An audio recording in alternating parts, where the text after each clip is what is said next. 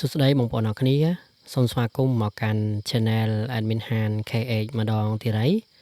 ហើយរឿងរ៉ាវសម្រាប់ថ្ងៃនេះគឺជារឿងរ៉ាវដ៏រន្ធត់មួយដែលបានកើតឡើងទៅលើបងប្រុសម្នាក់ដែលគាត់នឹងបានទៅឆ្លោះត្រីនៅតាមវាលស្រែ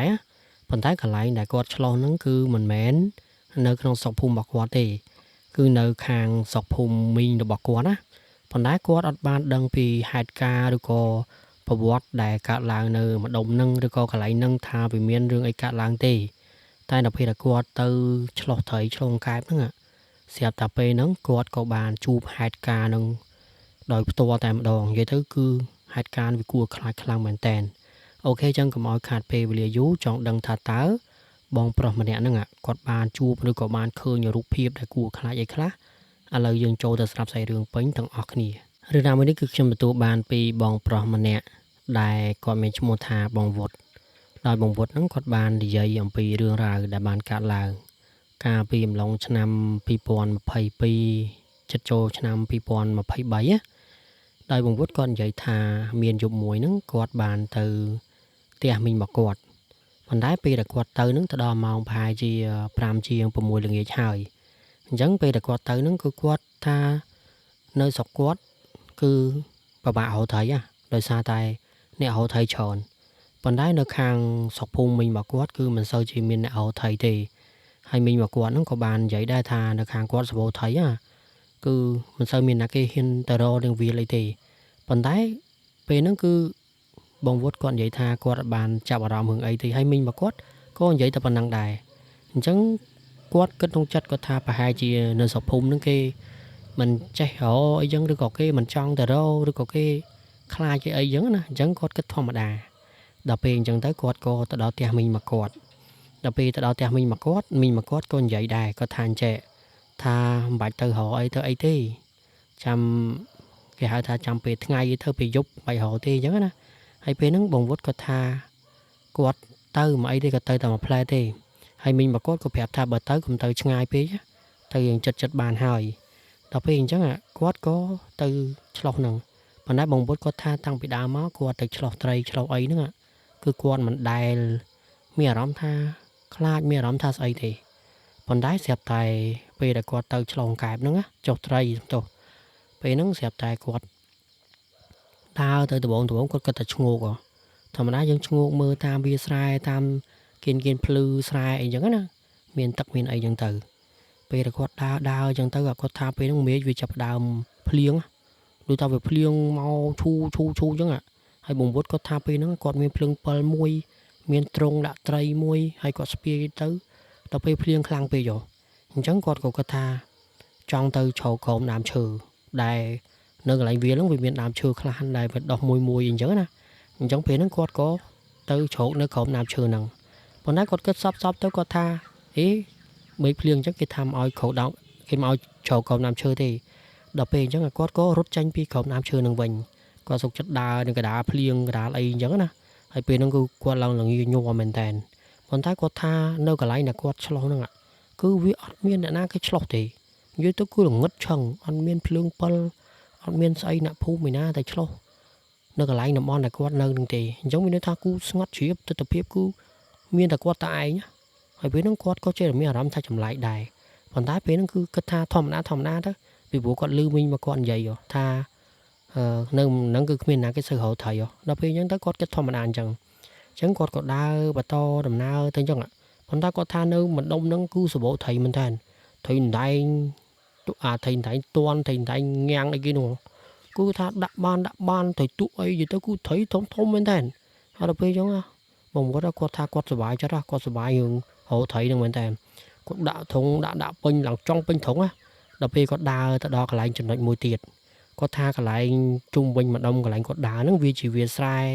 ដែលមានទឹកភ្លៀងមានអីអញ្ចឹងទៅហើយវាមានដើមត្នោតមកជួអីអញ្ចឹងណាប៉ុន្តែអំឡុងពេលដែលគាត់ដើរទៅកន្លែងបដ ாய் ដើមឈើដើមត្នោតមកជួហ្នឹងស្រាប់តែគាត់ថាគាត់ឃើញដើមឈើមួយទៀតដើមឈើហ្នឹងវាដូចជាដើមអំពិលដល់ពេលគាត់ដល់កន្លែងដើមអំពិលហ្នឹងគាត់មានអារម្មណ៍ថានៅកន្លែងដើមអំពិលហ្នឹងគឺដូចចម្លែកប៉ុន្តែគាត់បានប្រចាំង7ទៅមើលកន្លែងដើមអំពិលឯងមានន័យថាដើមអំពិលហ្នឹងវានៅប្រហែលជា4ទៅ5ម៉ែត្រពីគាត់ ហើយដល់ពេលគាត់ដើរទៅដល់កន្លែងម្ដុំក្បែរហ្នឹងស្រាប់តែពេលហ្នឹងគាត់ក៏ឆ្ងល់មែនថែគាត់ថាដូចជាមានអារម្មណ៍ថាដូចមានគេកំពុងតែមើលឬក៏មានគេកំពុងតែនៅក្បែរគាត់លក្ខណៈថាដូចយើងមានញៀនហើយដល់ពេលបងវត្តគាត់គាត់មានអារម្មណ៍អញ្ចឹងភ្លាមសំទោសមានអារម្មណ៍អញ្ចឹងភ្លាមស្រាប់តែគាត់ហ្នឹងក៏ប្រញាប់ដើរបកមកក្រោយវិញដូចថាគាត់រៀងខ្លាចដែរហើយដល់ពេលអញ្ចឹងទៅស្រាប់តែគាត់ដើរបានបកមកវិញប្រហែលជា4ទៅ5ចំហៀនបងវត្តគាត់ថាពេលហ្នឹង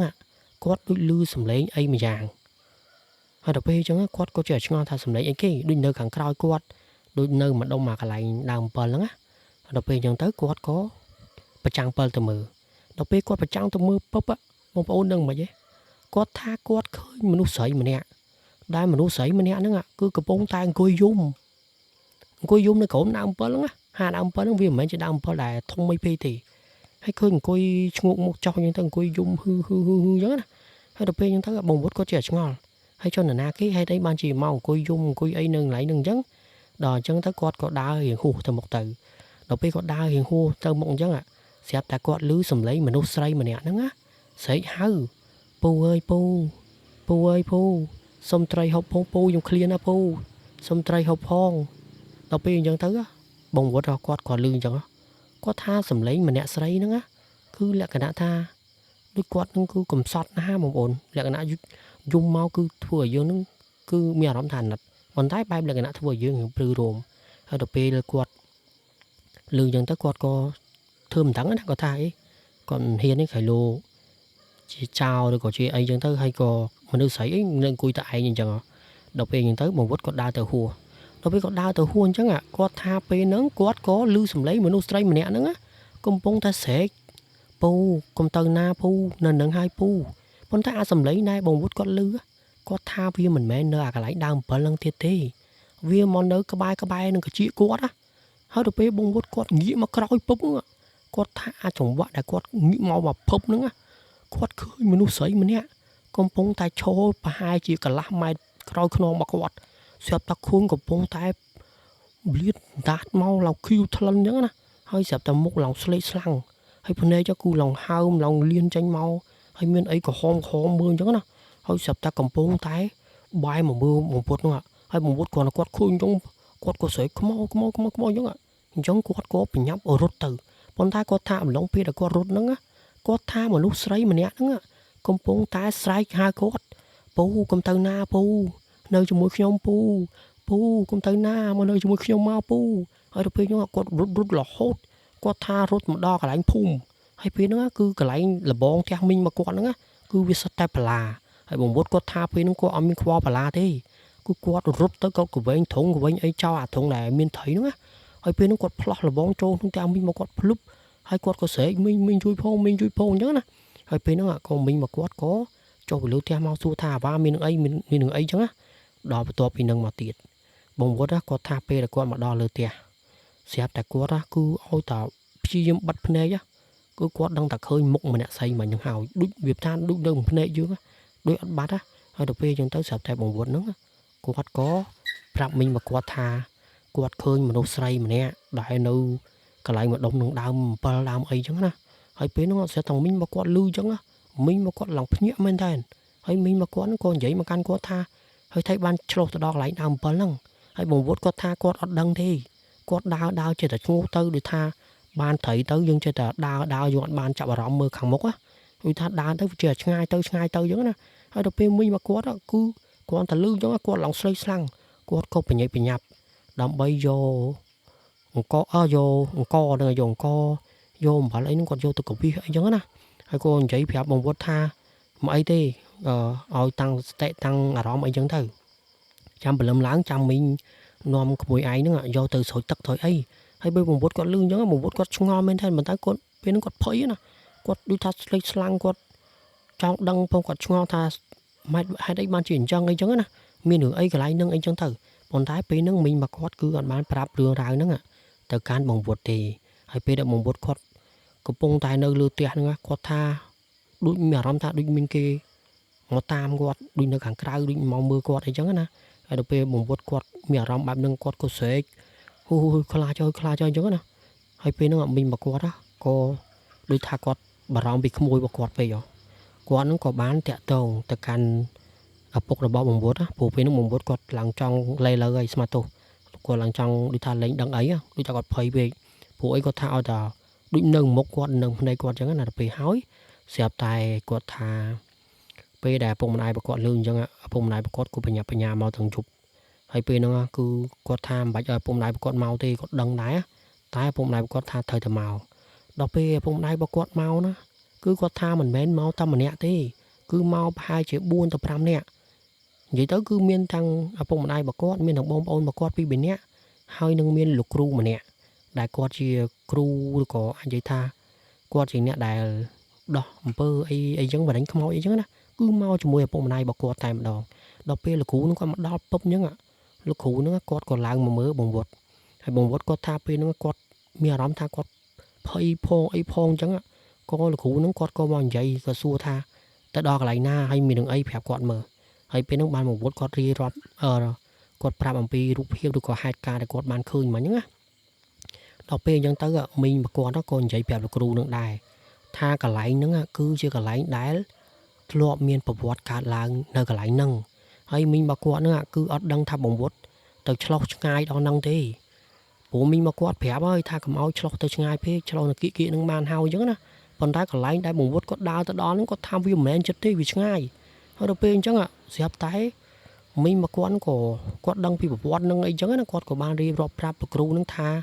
កន្លែងមួយហ្នឹងគឺធ្លាប់មានមនុស្សស្រីម្នាក់ដែលគាត់ហ្នឹងខូចចិត្តរឿងសង្សារខូចចិត្តរឿងស្នេហាហើយគាត់ខឹងគ្រួសាររបស់គាត់ដែលបខំដែលបំបាច់បំបាក់គាត់អីចឹងណាអញ្ចឹងគាត់ហ្នឹងក៏សម្រេចចិត្តថាទៅចងកខ្លួនឯងហ្នឹងនៅកន្លែងដើមអំពិលមួយហ្នឹងហើយបន្ទាប់ពីម្នាក់ស្រីហ្នឹងគាត់ចងកនៅនឹងមកគឺចាប់ផ្ដើមមានអ្នកភូមិផ្សេងដែលទៅឆ្លោះត្រីឆ្លោះអង្កែបឬក៏អ្នកខ្លះទៅស្រែទៅអីឲ្យតែយប់ឡើងឬក៏ពេលខ្លះថ្ងៃត្រង់អីចឹងណាគឺអ្នកខ្លះគឺឃើញមនុស្សស្រីម្នាក់ហ្នឹងគឺបង្ហាញខ្លួនឲ្យគេហៅគេឲ្យនៅជាមួយទៅជាមួយអីចឹងទៅហើយដល់ពេលចឹងទៅអ្នកភូមិនាំគ្នាភ័យខ្លាចគ្រប់គ្នាប៉ុន្តែអ្នកភូមិគឺគេមិនបានជាទៅហៅគ្រូឬក៏អីមកទេគឺលក្ខណៈថាគេមិនសូវហ៊ានទៅហ្នឹងណាគឺគេនៅតែគៀកភូមិអីចឹងទៅដោយសារតែកន្លែងហ្នឹងវានៅឆ្ងាយពីភូមិដែរហើយដល់ពេលអញ្ចឹងទៅគឺកន្លែងហ្នឹងស្ងាត់មែនតើហើយមិនត្រឹមតែកន្លែងហ្នឹងទេសូម្បីតែកន្លែងក្បែរភូមិហ្នឹងឲ្យតែយប់ឡើងគឺអ្នកភូមិគេមិនសូវហ៊ានទៅកន្លែងហ្នឹងទេដោយសារតែគេខ្លាចហើយដល់ពេលអញ្ចឹងស្រាប់តែបងវុតគាត់លឺអញ្ចឹងបងវុតគាត់កាន់តែភ័យដោយសារតែអ្វីដែលគាត់ឃើញហើយមីងរបស់គាត់និយាយហ្នឹងវាដូចគ្នាពេកគឺមនុស្សស្រីម្នាក់ហ្នឹងគឺដូចគ្នាអញ្ចឹងមានន័យថាមនុស្សស្រីដែលបងវុតគាត់ឃើញហ្នឹងគឺជាមនុស្សស្រីដែរចងកខ្លួនឯងស្លាប់នៅកន្លែងដើមអំពិលហ្នឹងហើយដល់ពេលអញ្ចឹងទៅស្រាប់តែគាត់កាន់តែភ័យគាត់កាន់តែស្រែកអញ្ចឹងណាហើយពេលហ្នឹងបានលោកគ្រូនេះគាត់ក៏និយាយថាអត់អីទេគាត់មកនៅគាត់មកដល់ហើយអញ្ចឹងមិនបាច់ភ័យទេចាំគាត់ធ្វើពិធីធ្វើអីឲ្យដល់ពេលគាត់ធ្វើពិធីធ្វើអីហើយអញ្ចឹងលោកគ្រូគាត់ក៏ឲ្យបងវុតហ្នឹងគាត់ដេកទៅគាត់ដេកដូចថាបែរក្បាលបែរមុខទៅលើដល់ពេលអញ្ចឹងទៅលោកគ្រូក៏គាត់ស្ដោះផ្លុំគាត់ក៏ស្រោចទឹកស្រោចអីព្រាចទឹកព្រាចអីឬថាប្រោះព្រំអីចឹងណាហើយបានមកសន្ទុះក៏បងវុនគាត់មានអារម្មណ៍ថាគាត់ដូចជាអត់សូវភ័យទេគាត់មានអារម្មណ៍មានប្រសើរជាងមុនណាហើយបានមកសន្ទុះមកលោកគ្រូក៏គាត់ប្រាប់ថាអត់អីទេឥឡូវព្យាយាមសម្រាកចុះហើយពេលហ្នឹងក៏បងវុនគាត់ក៏សម្រាកគាត់អីចឹងទៅរហូតដល់គាត់សម្រាកហ្នឹងស្រាប់តែគាត់ថាពេលហ្នឹងមិនដឹងពេលណាទេគាត់ក៏ចាប់ផ្ដើមយល់សពឃើញមនុស្សស្រីម្នាក់ហ្នឹងគឺមកប្រពោះគាត់ឲ្យទៅនៅជាមួយគាត់ដូចថាពេលហ្នឹងគឺគាត់កំពុងតែដើរតាមផ្លូវស្រាប់តែមនុស្សស្រីម្នាក់ហ្នឹងគឺមកហៅគាត់ឲ្យទៅជាមួយហើយបងវុតគាត់ថាពេលហ្នឹងគឺម្នាក់ស្រីហ្នឹងដេញតាមគាត់ប៉ុន្តែពេលហ្នឹងគាត់ភ័យពេកគាត់រត់រហូតគាត់ស្រែករហូតដល់គាត់ហ្នឹងស្រែកពេកគាត់ក៏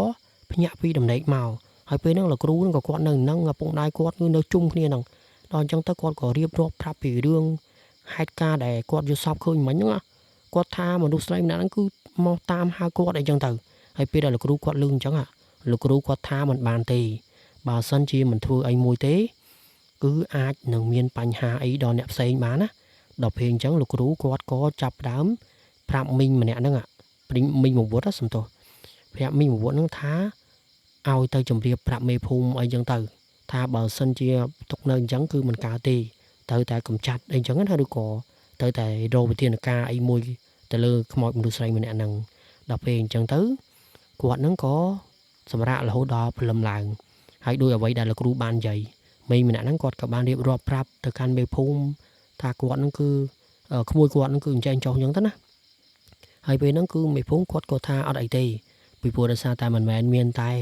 បង្វត់អីទេគឺមានអ្នកផ្សេងក៏គេធ្លាប់ជួបគាត់ថាអ្នកខ្លះគេជួបតិចតួចអីចឹងណាអញ្ចឹងក៏គាត់ថាតាមការសម្រាប់គ្នាអញ្ចឹងទៅហើយក៏ទុកទួនាទីហ្នឹងឲ្យលោកគ្រូម្នាក់ហ្នឹងដល់ពេលលោកគ្រូម្នាក់ហ្នឹងគាត់បានទួនាទីការអនុញ្ញាតពីខាងមេភូមិអីចឹងទៅគាត់ក៏ចាប់ផ្ដើមរៀបចំហើយគាត់ក៏ហៅអ្នកភូមិប្រហែលជា3 4 5នាក់ឯទេដូចថាគាត់ដែលមានវ័យចំណាស់ហើយពេលហ្នឹងក៏ពួកគាត់ហ្នឹងក៏ទៅប៉ុន្តែពេលហ្នឹងគឺបង្វត់គាត់អត់ដឹងទេណាដូចថាគាត់អត់បានទៅទេលោកគ្រូគាត់ឲ្យទៅទេតែតាមអ្វីដែលអ្នកភូមិគេទៅជាមួយលោកគ្រូហ្នឹងគាត់បាននិយាយប្រាប់ក្រោយមកទេគាត់ថាពេលដែលលោកគ្រូនឹងគាត់ទៅដល់គឺស្រាប់តែមានខ្យល់ខ្លាំងមែនតើហើយខ្យល់នោះគឺបក់អាឡៃដើម7គឺបក់ទាំងតែពេលហ្នឹងគឺវាស្ងាត់ណាដូចថាមកវុបមកគឺមានខ្យល់មកដូចថាប្លែកដល់ពេលអញ្ចឹងស្រាប់តែគាត់ថាបានបន្តិចក្រោយមកលោកគ្រូម្នាក់ហ្នឹងគាត់ក៏ទៅនិយាយគាត់ថាហេតុអីបានជាទៅលងគេលងឯងមិននៅកន្លែងហ្នឹងមិនទៅចាប់ជាតិមិនទៅអីចឹងណាហើយពេលហ្នឹងបានលោកគ្រូម្នាក់ហ្នឹងគាត់និយាយជាមួយនឹងវិញ្ញាណមនុស្សស្រីម្នាក់ហ្នឹងប៉ុន្តែអ្នកដែលទៅជាមួយហ្នឹងគឺគាត់ដឹងទេហើយលោកគ្រូម្នាក់ហ្នឹងគាត់និយាយថាខ្មោចម្នាក់ស្រីហ្នឹងគឺគាត់ល្ងាគាត់អត់អាចទៅណាបានទេហើយគាត់ឃ្លានគាត់អីចឹងណាហើយពេលហ្នឹងគឺលោកគ្រូម្នាក់គាត់ក៏និយាយគាត់ថាមិនអីទេបើសិនជាឃ្លានបើសិនជាល្ងាអីចាំគេធ្វើវិធីធ្វើអីឲ្យប៉ុន្តែកុំចាញ់លងគេលងឯងណាប៉ុន្តែខ្មោចមនុស្សស្រីម្នាក់ហ្នឹងគឺគាត់និយាយថាគាត់ហ្នឹងគឺចង់ទៅណាទៅណីតែគាត់ទៅអត់បានទេអញ្ចឹងពេលហ្នឹងគឺគាត់ថាគាត់ចង់ហៅគេឲ្យមកជួយហៅអីចឹងណាហៅគេឲ្យជួយគាត់ជួយអីចឹងទៅប៉ុន្តែគឺអត់មានអ្នកណាគេអាចជួយគាត់បានទេហើយដល់ពេលហ្នឹងទៅលោកគ្រូម្នាក់ហ្នឹងគាត់ក៏និយាយថារឿងប៉ុណ្ណឹងគាត់អាចធ្វើបានគាត់អាចជួយបានអីចឹងណាអញ្ចឹងគឺឲ្យតែមនុស្សស្រីម្នាក់ហ្នឹងគឺកុំបង្ហាញខ្លួនកុំឲ្យគេឃើញឬក៏គាត់ធ្វើវិធីធ្វើអីឲ្យគាត់ទៅចឹងណាហើយក៏វិញ្ញាណមនុស្សស្រីក៏គាត់ប្រាប់ទៅគាត់ថាគាត់ទៅអត់អីទេហើយដល់ពេលអញ្ចឹងទៅលោកគ្រូម្នាក់ហ្នឹងក៏គាត់ធ្វើជាកន្លែងអីមួយប៉ុន្តែគាត់ថាកន្លែងដើម7ហ្នឹងគឺគាត់អត់ឲ្យຕົកទេដោយសារខ្លាចអ្នកភូមិគឺគេឃើញគេខ្លាចអញ្ចឹងគឺគេត្រូវកាប់ដើម7ហ្នឹងចោលហើយក៏គេធ្វើជារៀនឬក៏ធ្វើដូចជារបៀបកន្លែងមួយដែលគេអាចដាក់សែនបានអីចឹងណាដល់ពេលគេធ្វើអញ្ចឹងហើយអញ្ចឹងស្រាប់តែអ្នកភូមិដំបងគេខ្លាចគេអត់ហ៊ានទៅទេគេខ្លាចដូចថាគេដើរកាត់ទេចេះតែមើលទៅប៉ុន្តែពេលដែលទៅដំបងហ្នឹងអ្នកភូមិគឺអត់មាននរណាគេឃើញអីមួយទេប៉ុន្តែរឿងហ្នឹងវាអត់ទាន់ចប់ទេស្រាប់តែមានថ្ងៃមួយហ្នឹងមានក្មេងៗប្រុស2នាក់ដែល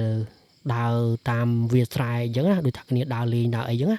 ដល់ពេលដើរលេងអញ្ចឹងទៅក្មេងៗ2នាក់ហ្នឹងវាឃើញសំណែនដែលគេសែនដូចថាអាសំណែនដែលគេដាក់សែនគេដាក់អីឲ្យអីចឹងណាដូចមានបាយឬក៏នំស្ករគ្រាប់អីចឹងទៅដល់ពេលក្មេង2នាក់ហ្នឹងគ្នាអត់ដឹងអីណាគ្នាឃ្លានដល់ចឹងទៅគ្នាក៏យកអាសំណែនទាំងអស់ហ្នឹងយកទៅហូបយកទៅអីចឹងទៅប៉ុន្តែស្រាប់តែយប់ឡើងស្រាប់តែក្មេង2នាក់ហ្នឹងជប់តែស្រែកមកជួយផងមកជួយកុំយកខ្ញុំទៅអញ្ចឹងណាហើយដល់ពេលអញ្ចឹងទៅស្រាប់តែម្ដាយឪពុកនោះគាត់ជាឆ្ងល់ថាកូនគាត់កើតអីហើយពេលហ្នឹងក៏អ្នកភូមិហ្នឹងក៏ចាប់ផ្ដើមឆោឡោចាប់ផ្ដើមអីទៅក៏ដឹងរឿងហ្នឹងដល់មីងរបស់ពងវត្តដល់ពេលដឹងមកដល់មីងពងវត្តហ្នឹងមីងពងវត្តក៏គាត់ដឹងថារឿងហ្នឹងវាតាក់ទងប្រហែលជាជាមួយនឹងវិញ្ញាណមនុស្សស្រីម្នាក់ហ្នឹងគាត់មិនទាន់ទៅណាទៅអីចឹងណាហើយក៏មីងពងវត្តហ្នឹងគាត់ក៏បានទៅអញ្ជើញលោកគ្រូម្នាក់ដដែលហ្នឹង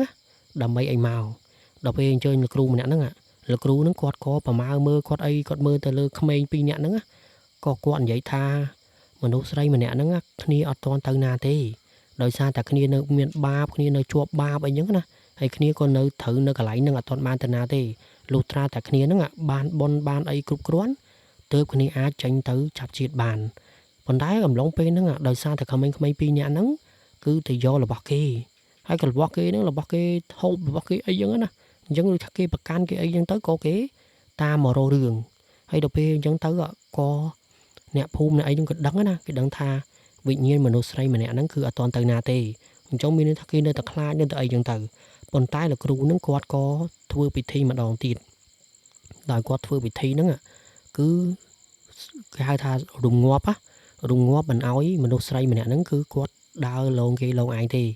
quạt nơi nặng từ còn tay là cũ có quạt bàn phèm nè phùm này tha cùng ói từ do từ ấy là bọc kia ấy giống na vậy tôi cứ bà ái cùng bọc kia đứa còn bà chọn vô chọn ấy cứ xong kia từ mình thấy là cừu còn vậy tha là bọn nhân chân dân bạn vô thì dân cùng tụi papo lá phèp côn phèp trai người từ hay bình nhiên mình say mình nó cứ dương là xa sai người ta thôi quạt ấy chân từ hay có du tới quạt tới ba đây hay quạt có mình tranh mà lông cái lông anh chân thế đó nè hay là cừu này nó quạt phèm chân hói nẹt phùm nó có thưa ta mà vậy đây là cừu bàn prap hay và to pin nâng mà tiết có quạt thang ọt miên đường ấy khá là nơi cái lại nương đài còn nói tờ bốn nẹt phùm cái nơi ta miên rom đất đam á đôi than nơi tại đào đây chỉ là miền ở đó ta đôi trong mưa trong đăng trong khơi như giống nè còn đá cứ ngặt thua mà đà ăn miền rưỡi cả làng thì ở đầu bên ta gặp bông vuốt ra quạt tha qua ra cứ mình đại bàn chụp thì cầm tâm tại lược tìm mùi ấy giống nè giống cái lại nó cứ quạt tha cái lại này thọ miền bảo vuốt hai quạt có chi diêm thua bon này đời xa quạt miền ở đó tha quạt anh đặt mình nâng giống nè quạt thua bon thua ấy giống tới quạt có chun bon chung cái sao ấy từ đó mình nâng giống tới giống bây đã quạt thưa bọn thưa ấy chúng ta có tha cót cô lên sao mèo làm khai đại bọn nãy gọi là tha vì nơi tại đất đa vì nơi tại ca trôn trăm bà quạt mà đò ruộng ngày gì giống nè nâng ngày bồng bồn đi chỉ đường ra rồi bỏ bồng vượt đại quạt bàn chụp hai ca mỗi nâng vậy tới có tha ai chụp quạt đại quạt khơi mà phúc nữa á bờ sân gì nhạc sau chứ cứ đừng là chào bài đừng là đánh po đừng tới ấy vậy bọn nãy quạt sầm nang đại quạt ở ấy á quạt ai tăng sẽ tệ rom quạt ai ấy tạt lọp màu rút màu tè bên bán á hay coi là sao tại là cừu nó còn chui còn ấy chẳng thơ hay ban chạy pi mình rút say là nó cứ ở nát quạt đai mà tới để thắc quạt đằng tay na rùa chứ na quạt mình chơi tay đai nhưng còn quạt nơi chọc cam chọc pi ấy chẳng thơ chẳng đưa nico về chỉ merian bảo pi sao phong đai xem mà bóng ổ nữa nè để thà dương cùng chơi rơi vô ca cất clay ấy dương ai chỉ dương rồi đầm nó sai rồi ấy chẳng thơ nâng ấy không ai về miền bánh ha được có ai chơi thà vì miền cam pi ấy to từ một tiền chứ na đằng này chẳng ở con một con ở kia đàm bàn chấm này pe và ly đàm miền đàm lấy sẽ đào đường đào đi tăng bị đào đột chọc hay trong có sông chia sẻ bằng ôn bóng đá và sân chỉ ca sầm lại bảo trongนั่นคือvì khoa kha được có vì mình sao chơi bàn lo có bọc bàiประมาณนะยังสมอาชีพไรให้จำยังจุกเนียนในขนมวิดีโอกราติดบายบาย